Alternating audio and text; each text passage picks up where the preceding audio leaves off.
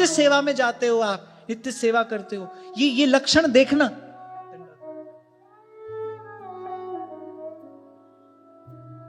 गुरु की कृपा से भगवान के चरण मिले, भक्ति भाव में भरकर बलि ने श्री चरणों की सेवा की, और उस सेवा के प्रसाद स्वरूप क्या प्राप्त हुआ? तृप्ति। सब कुछ मिल गया, मैंने सब कुछ पा लिया। जैसे केवट ने चरण धोकर कहा ना, जब श्री रघुनाथ जी उतराई देने लगे ना, केवट कहते हैं, नाथ आज मैं काह न पावा, नाथ आज मैं काह न पावा। प्रभु क्या नहीं मिल गया मुझे? आज सब पा लिया मैंने। नाथ आज मैं काह न पावा, मेरे सारे मनोरथ पूर्ण हो गए। और आत्मा प्रमाण देती है, बाहर किसी से कहने सुनने पूछने की आवश्यकता रह ही नहीं जाती, आत्मा प्रमाण देती है। और एक और बात मैं आपसे कहूं, जब तक आत्मा प्रमाण न दे, आपकी सारी क्रिया अपूर्ण है, और उन क्रियाओं के फल स्वरूप मिलने वाले सारे फल भी अपूर्ण है, जब तक आत्मा पूर्णता का, तृप्ति का प्रमाण न दे। बलि को आज भीतर से तृप्ति का अनुभव हुआ है, मन मस्त मगन। अब क्या बोले? हीरा पाया गांठ गठियाया, हीरा पाया गांठ गठियाया, बार बार बाको क्यों खोले, मन मस्त मगन, मन मस्त मगन, मन मस्त मगन, अब क्या? सब पाप धुल गए मेरे, हल्का फुल्का अनुभव कर रहा हूं मैं, जैसे जन्म जन्मांतर का बोझ किसी ने उतार दिया हो, ऐसी अनुभूति मुझे हो रही है आपके चरण धोकर। और फिर बलि कह रहे, आपके नन्हे नन्हे चरणों से, इनके धोवन से ये पृथ्वी पवित्र हो गई है। कभी कभी कहा है आपसे मैंने, साधारण सी वस्तु के प्रयोग का भी कुछ परिणाम होता है। आप भजन करोगे कोई परिणाम नहीं होगा उसका, हाँ, लेकिन उसका परिणाम भीतर आता है।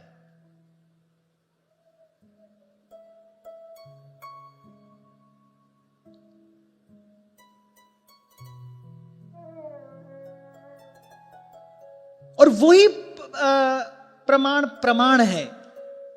लाख किसी से पूछो प्रश्न, और लाख कोई आपको उत्तर दे दे, लेकिन जब तक भीतर से समाधान न हो, तब तक दौड़ बनी रहती है भाई।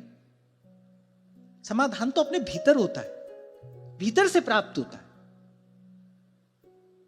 दौड़ता रहता है व्यक्ति, कहां कहां तक जाता है, कभी तन से जाता है, कभी मन से जाता है, कहां कहां तक दौड़ लगाता है। जब तक भीतर समाधान न हो, या कि भीतर की वो गांठ न खुले, लाख किसी से पूछो, लाख किसी को बताओ। इसीलिए समय समय पर आपको निवेदन करता रहता हूं कि भीतर की ओर चलना पड़ेगा, अंतर्मुखी होना पड़ेगा। यही एक मार्ग है वहां तक पहुंचने का। बस जरा गर्दन झुकाई, देख ली, क्योंकि दिल के आईने में है तस्वीर यार। हृदय से अर्जुन तिष्ठति, घट ही खोजो भाई, आप उन्हीं को खोज, मिले तब राम सने ही। सब संत एक ही बात तो कह रहे हैं, भगवान भी यही बात कह रहे हैं, भक्त भी यही बात कह रहे हैं।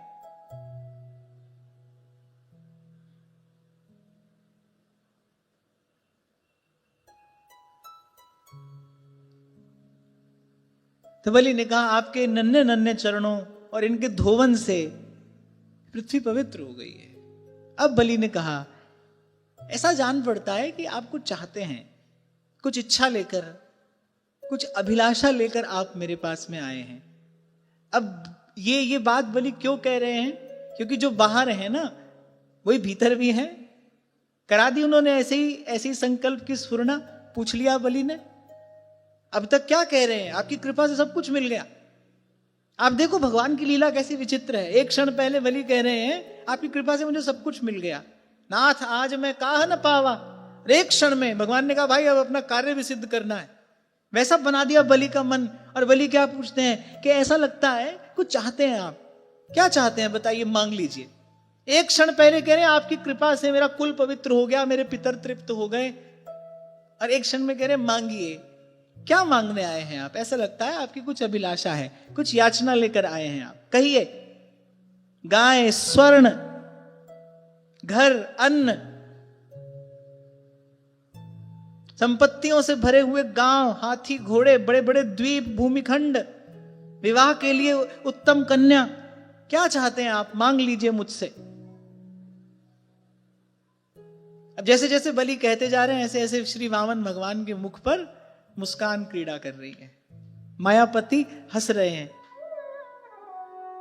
यद्यपि बलि जो कह रहे हैं वो निष्कपट भाव से कह रहे हैं।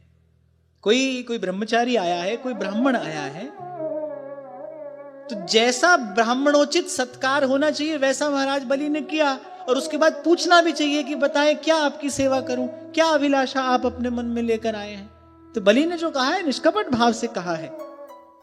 बलि के शब्दों में धर्म है। बड़े मधुर शब्दों में बलि ने यह बात कही। श्री भगवान ने बड़ी प्रसन्नता से अभिनंदन किया और कहा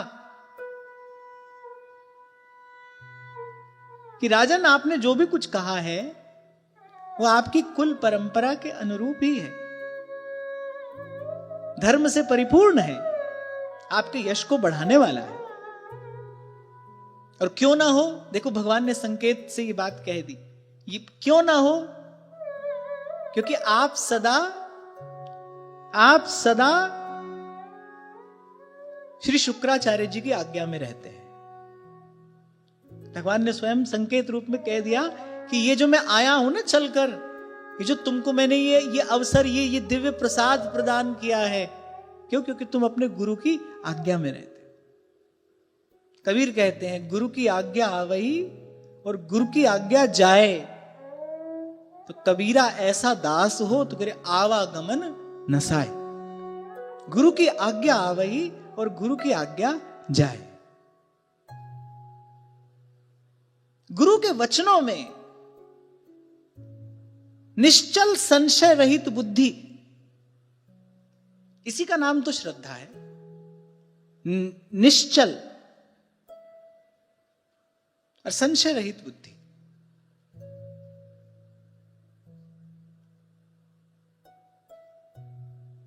और श्रद्धावान लभते ज्ञानम तत्परः संयत इंद्रियः। श्रद्धावान लभते ज्ञानम। हमको ऐसा लगता है कि हम सब श्रद्धालु हैं भी, पर श्रद्धा कैसी है? किसी की श्रद्धा तामसी श्रद्धा है, किसी की श्रद्धा राजसी श्रद्धा है, किसी की श्रद्धा सात्विक श्रद्धा भी है।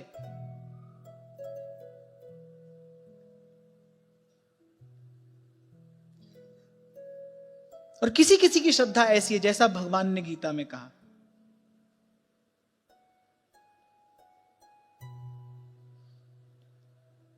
भगवान ने संकेत रूप में कह दिया कि ये जो प्रसाद तुमको प्राप्त हुआ ना, ये चरण धोवन। आप देखिए पुराणों में कितने ऐसे प्रसंग आपको प्राप्त होंगे जहां किसी भक्त को भगवान ने ये अवसर प्रदान किया है।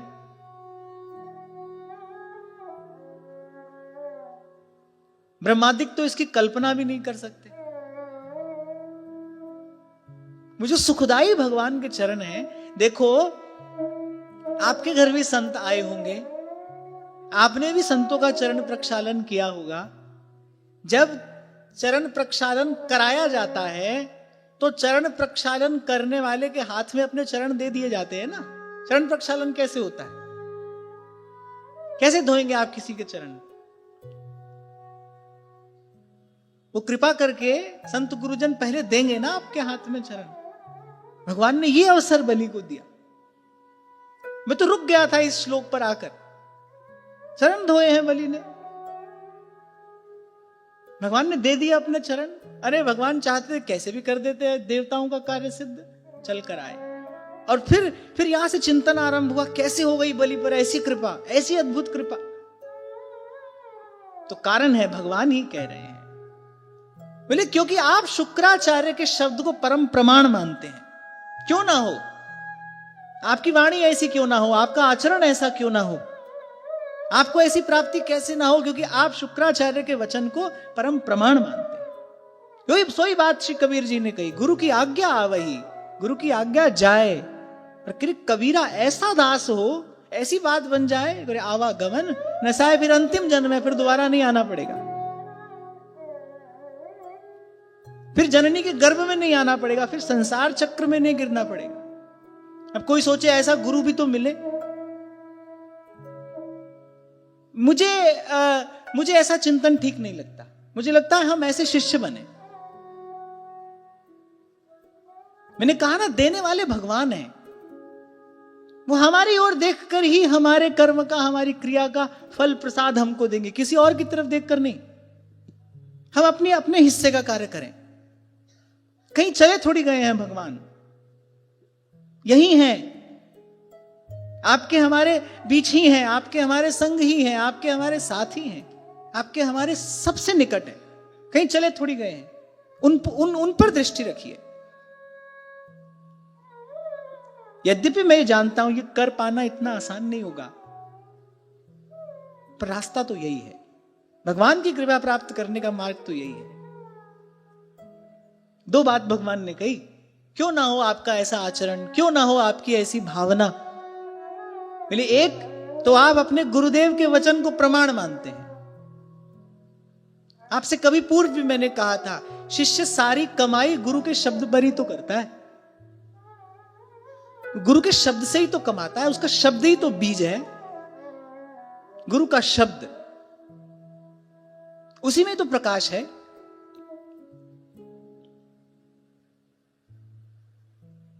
और फिर दूसरी बात बोले, एक तो आप श्री शुक्राचार्य जी की आज्ञा को प्रमाण मानते हैं, और दूसरा परम शांत श्री प्रहलाद जी की भावना को भी आप शिरोधार्य किए हैं। भगवान ने कहा, दो संबंध से आया हूं तुम्हारे यहां पर। तो एक तो प्रहलाद जी का संबंध है, और दूसरा तुम कृपा पात्र हो। तुमने स्वयं को गुरु की सेवा करके कृपा पात्र बना लिया है।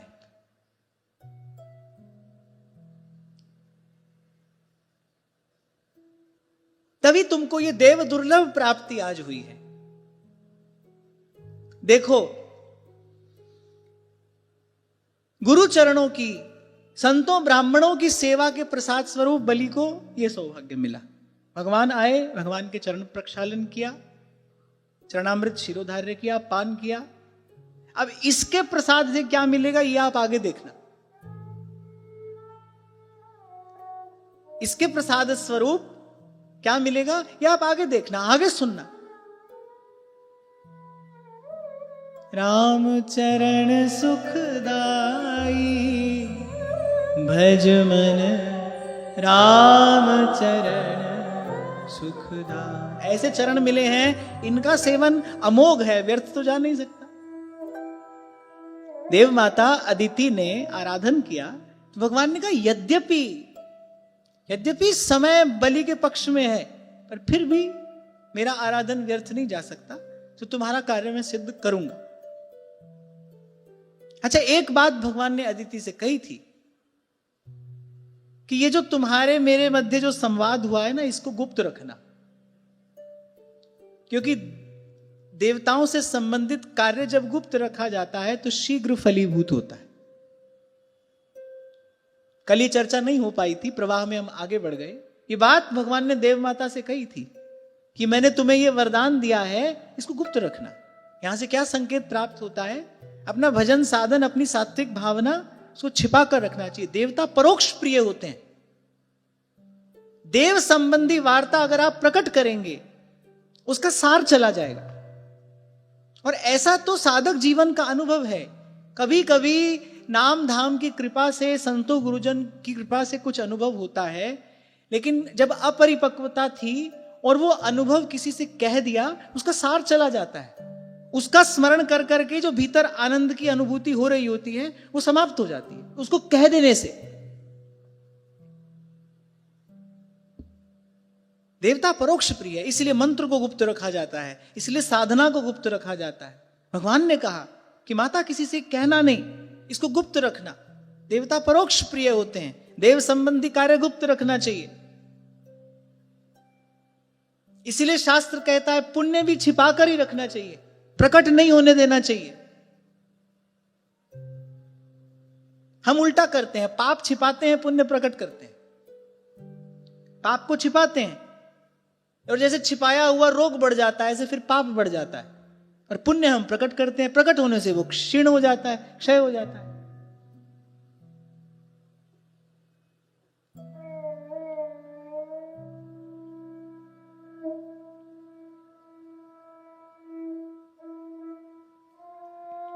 कहां थे हम? हाँ, तो भगवत आराधना अमोघ है। तो भाव से भी कोई भगवान की आराधना करे तो उसका सुफल उसको अवश्य प्राप्त होता है। और यहां तो बलि को प्रत्यक्ष में श्री चरण प्राप्त हुए हैं, इसका कुछ प्रसाद तो होगा, अवश्य होगा। सब सुखों के मूल चरण मिल गए। राम चरण सुखदाई, बार बार ये पद स्मरण आ रहा है, गा ही लेना चाहिए।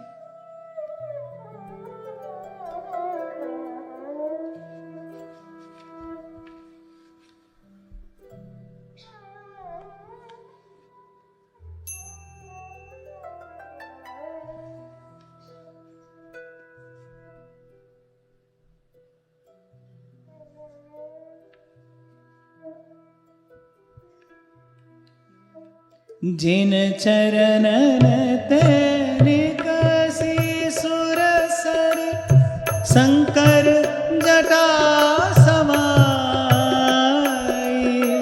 जिन चरणन तनिकसी सुरसर शंकर जटा समाई, जटा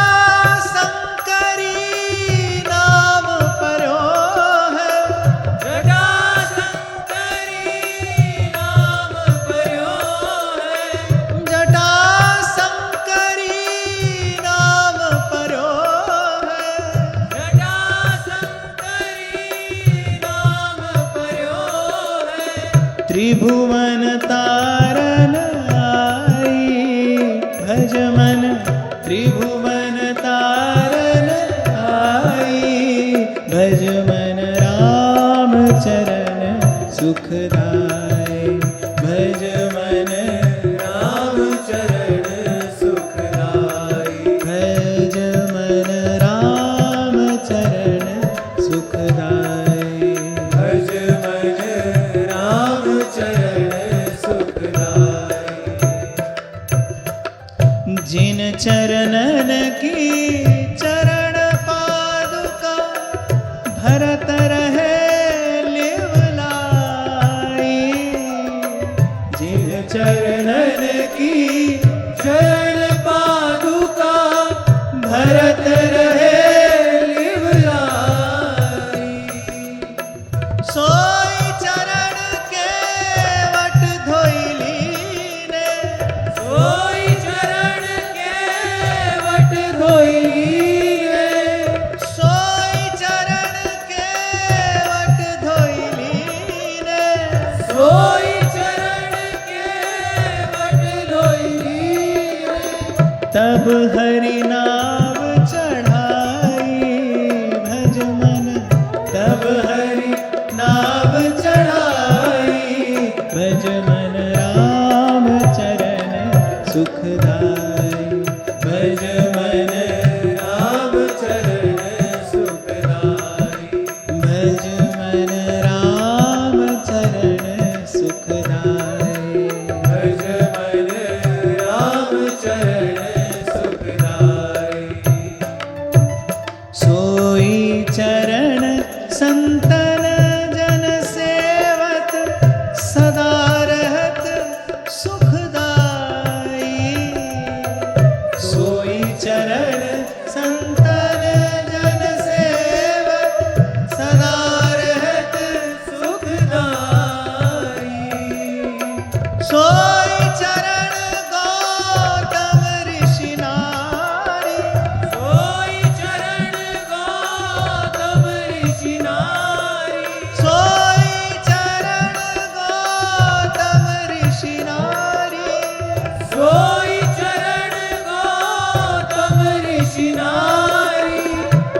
परसि परम पद पाई, भज मन परसि परम पद पाई, भज मन राम चरण सुखदाई, भज मन राम चरण सुखदाई, भज मन राम चरण सुखदाई, भज मन राम चरण सुखदाई। शिव सनकादिक अरु ब्रह्मादिक शेष सहस मुख गाई,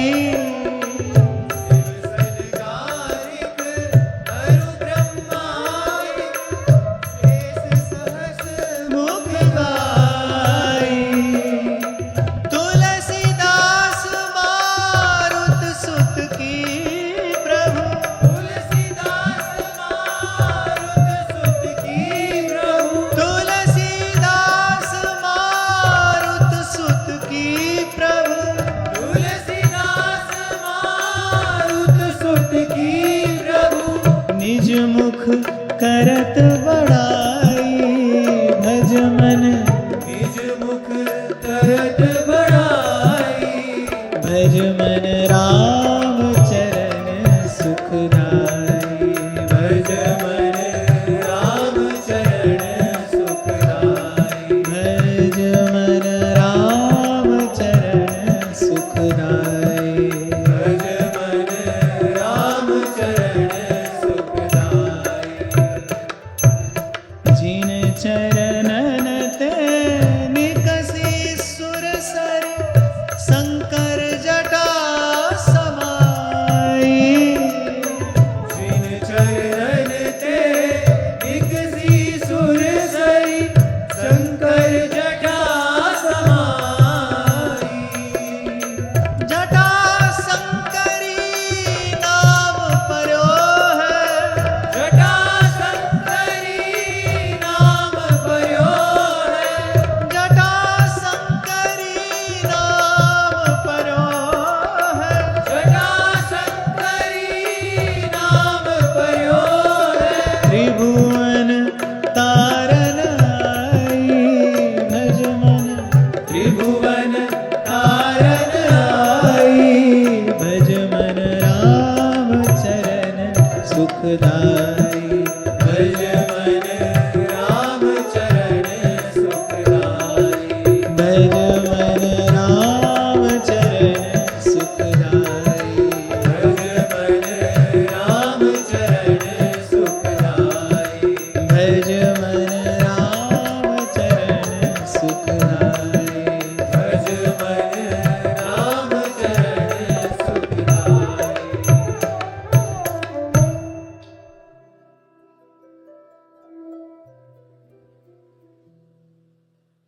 तो श्री भगवान ने स्पष्ट कर दिया कि बलि जो प्रसाद तुमको प्राप्त हुआ है उसका कारण एक तो तुम अपने गुरुदेव की आज्ञा में रहते हो, और दूसरा भक्त शिरोमणि परम शांत श्री प्रहलाद जी के भाव को भी तुमने धारण किया है।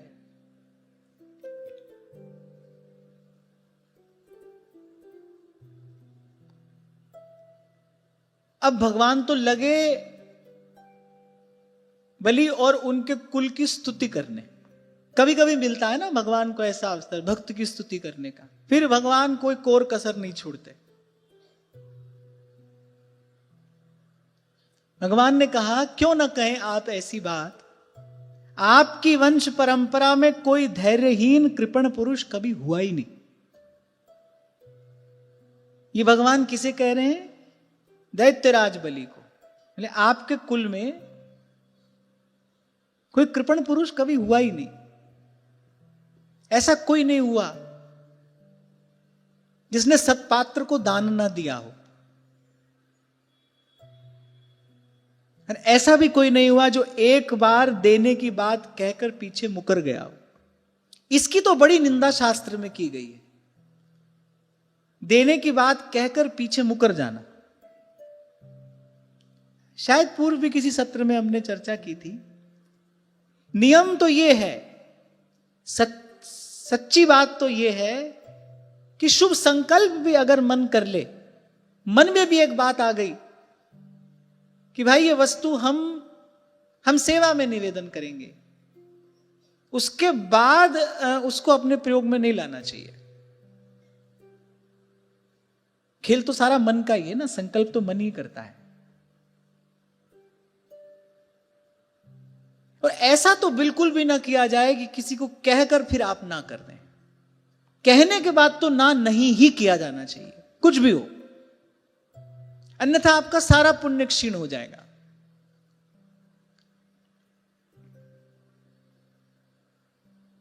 अच्छा, फिर भगवान ये बात इसलिए भी कह रहे हैं क्योंकि भगवान जानते हैं कि थोड़ी देर के बाद क्या परिस्थिति आने वाली है।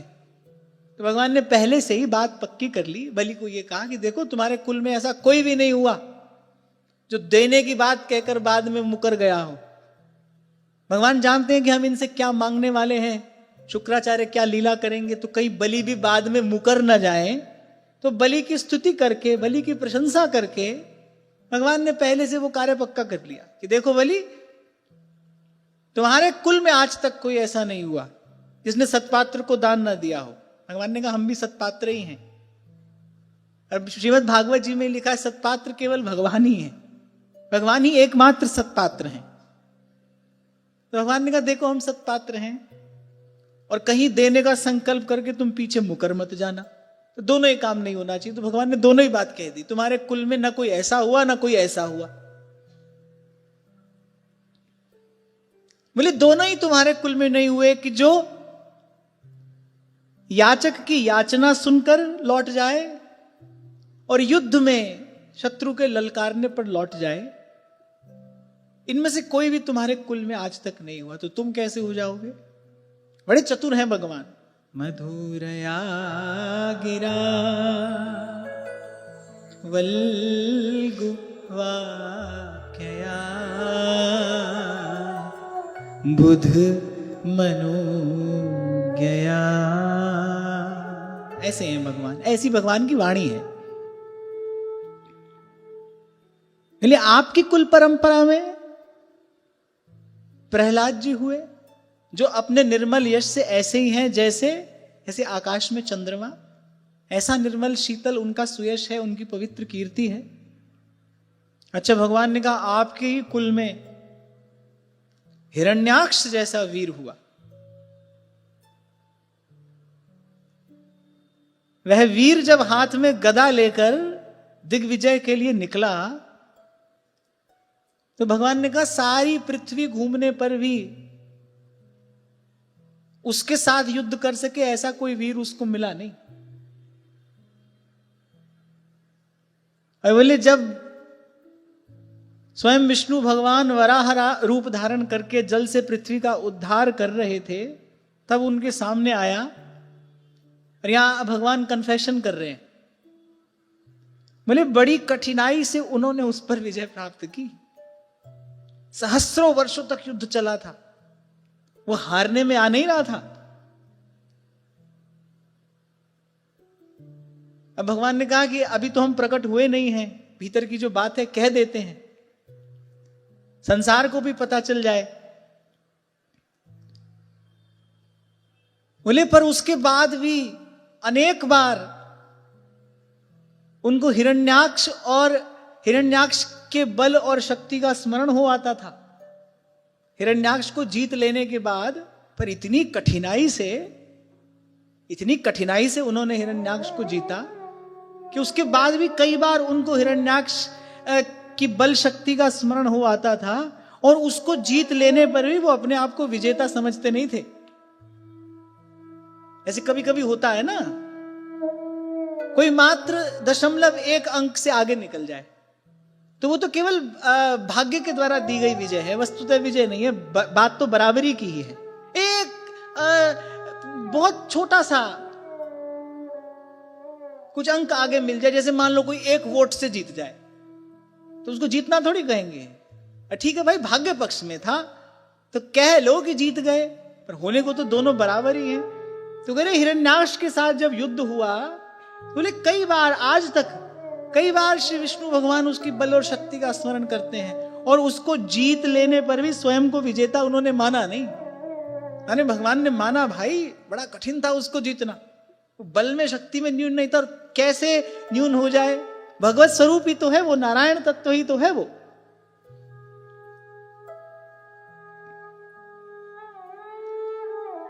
और बोले जब हिरण्याक्ष के भाई,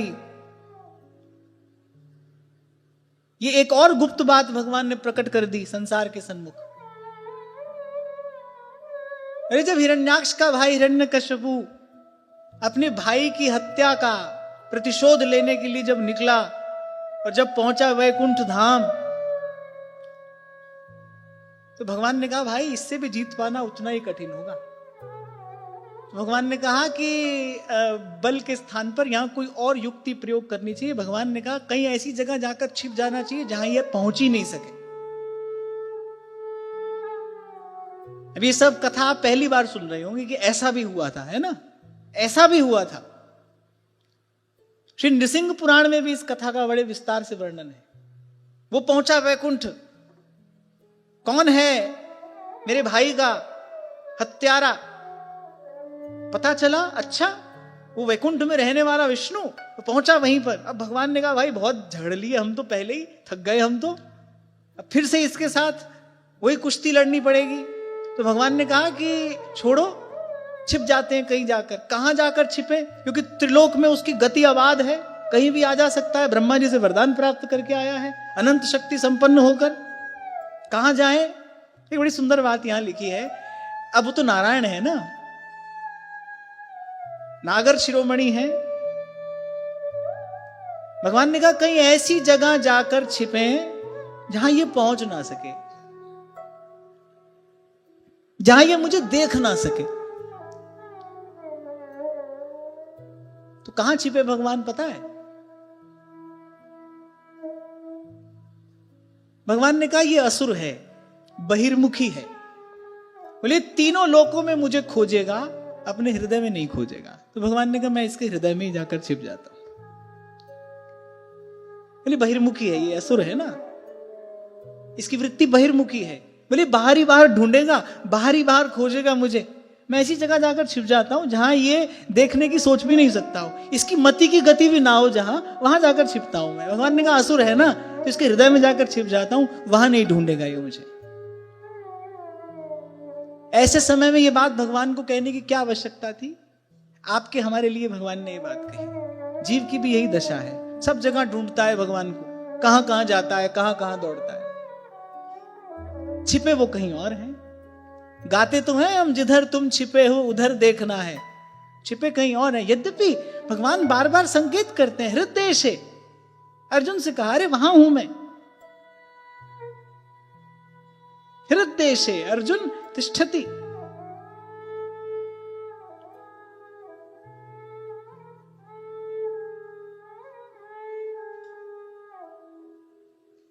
और यहां तो ये लिखा है, श्री वामन भगवान कह रहे हैं अरे वो जिस समय हिरण्यकशिपु उन पर झपट रहा था,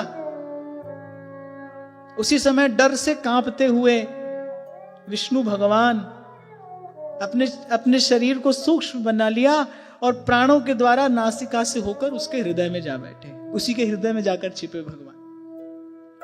एक और बात,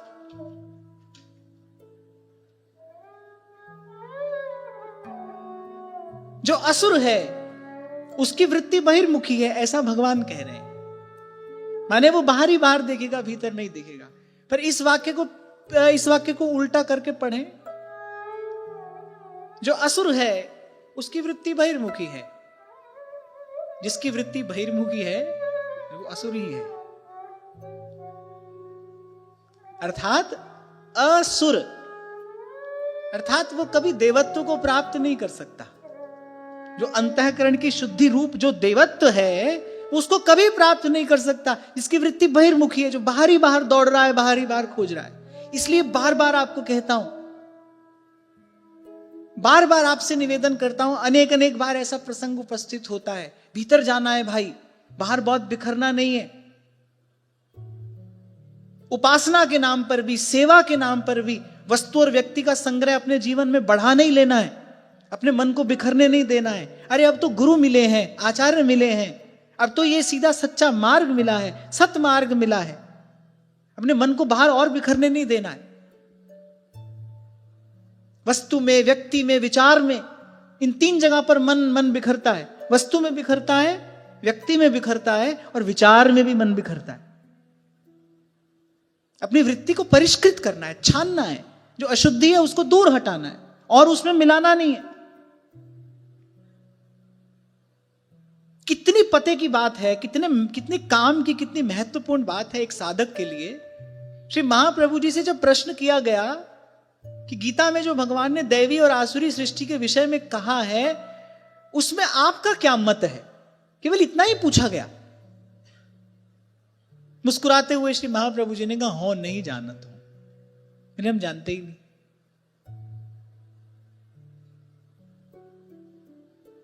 जिनको श्री सेवक जी महाराज श्री हरिवंश परम परमाक्षर श्री हरिवंश कृपा सदनम कह रहे हैं, वो महाप्रभु कह रहे हैं कि हो नहीं जानत हूं।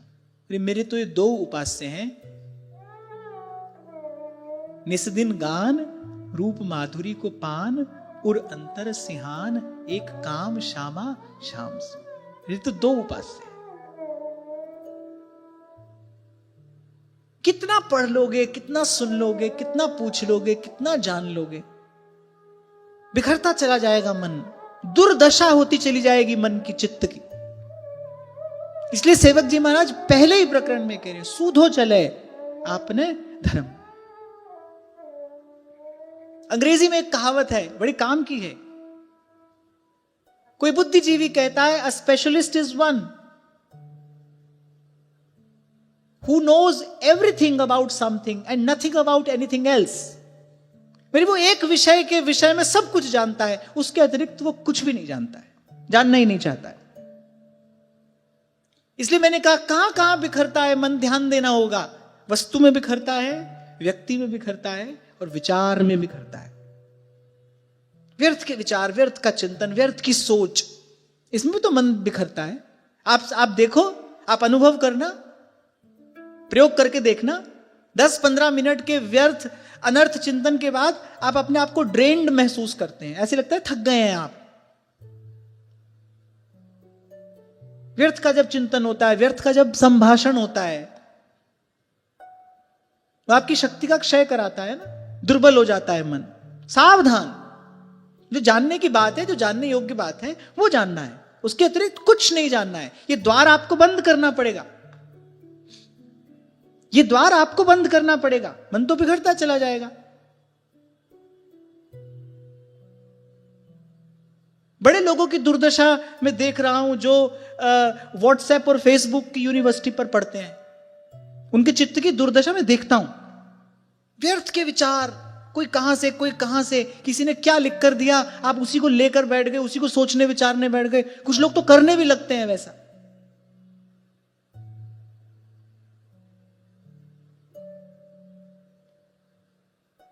देखो भाई,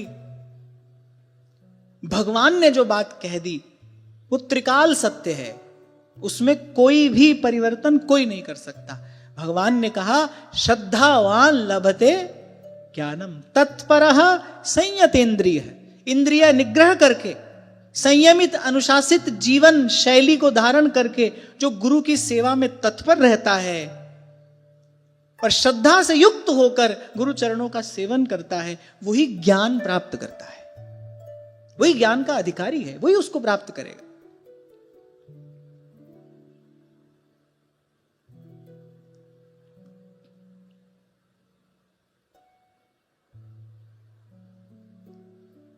भक्त कवि कहते हैं, ओसन प्यास बुझे न गयंद की। सर्दी में आप देखो पेड़ पौधों के पत्तों पर ओस के कण होते हैं, अरे लेकिन उससे हाथी की प्यास नहीं बुझती। ये जो जन्म जन्म का अंधकार है ना भीतर, किसी और उपाय से नहीं जाएगा।